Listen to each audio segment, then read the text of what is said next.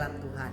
Bersyukurlah senantiasa sebab kita dipilih menjadi anak-anak Allah melalui Tuhan Yesus yang rela mati di atas kayu salib agar kita yang awalnya adalah tawanan daripada dosa menuju ke maut untuk memperoleh hidup yang kekal dengan jalan diberikan Roh Kudus tinggal di dalam kita.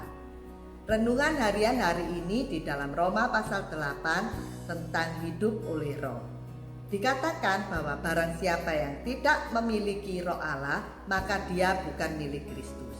Juga semua orang yang hidupnya dipimpin oleh Roh Allah disebut sebagai anak Allah. Sebab Roh Allah yang tinggal di dalam kita pada hari kesudahan hidup kita, dia akan bersaksi kepada Allah bahwa kita adalah ahli waris kerajaan surga. Bicara tentang roh adalah sesuatu yang kasat mata atau tidak dapat dipegang.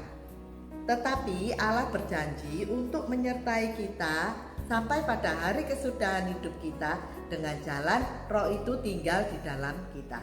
Lalu bagaimana caranya agar kita dapat hidup dengan roh Allah, agar sampai pada kesudahan hidup kita dikenal oleh Allah? Yaitu dengan jalan kita harus menenangkan hati di hadapan Tuhan saat berdoa.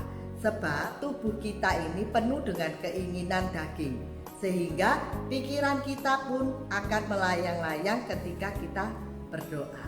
Oleh sebab itu pentingnya saat teduh, yaitu pagi hari, sebab ketika kita baru bangun tidur, tentu saja pikiran kita masih jernih dan fresh, sehingga kita dapat dengan cepat merasakan Roh Allah yang tinggal di dalam kita. Juga dengan Roh Allah yang tinggal di dalam kita, ketika kita membaca firman Tuhan, tidak hanya membaca huruf-huruf harafiahnya saja, tetapi kita dapat mengerti arti yang tersirat di dalam firman Tuhan ini, sehingga ketika kita melakukan dalam kehidupan kita dapat dibenarkan oleh Allah.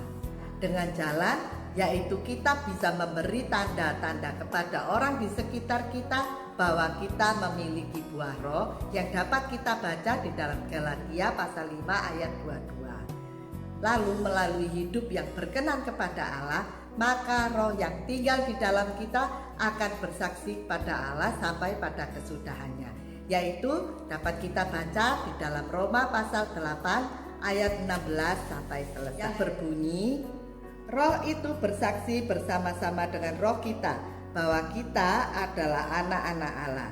Dan jika kita adalah anak, maka kita juga adalah ahli waris, maksudnya orang-orang yang berhak menerima janji-janji Allah, yang akan menerimanya bersama dengan Kristus. Yaitu jika kita menderita bersama-sama dengan Dia, supaya kita juga dipermuliakan bersama-sama dengan Dia.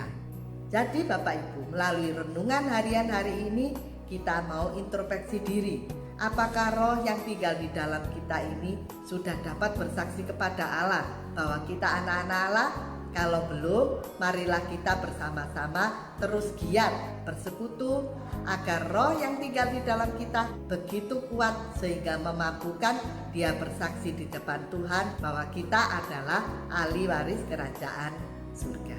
Selamat pagi, selamat menikmati hari ini.